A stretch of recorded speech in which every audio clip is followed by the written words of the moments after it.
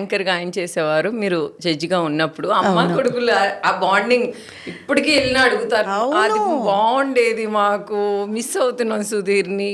ఇప్పుడు దీనికి నేను ఆన్సర్ చేశానంటే రష్మి నా పీక కొరికేస్తుంది. ఎందుకంటే రష్మి కూడా నాకు అంతే క్లోజ్, అవును, చాలా క్లోజ్ అమ్మాయి.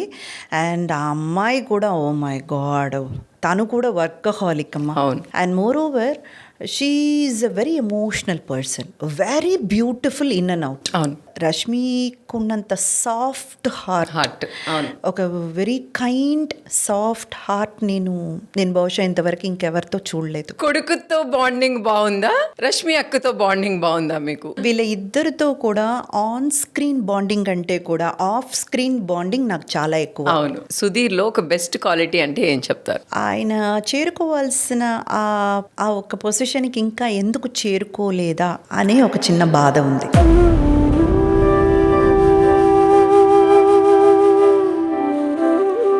అందరికీ మంచి respect first of all. Anchor గా నచ్చుతుందా మీకు? ఇప్పుడు పెద్ద హీరో అవబోతున్నాడు, ఎందుకంటే నాకు అసలు సుధీర్ యాంకరింగ్ నచ్చుతుంది. యాంకర్గా నేను అస్సలు ఇష్టపడను. I want to see him as a hero only.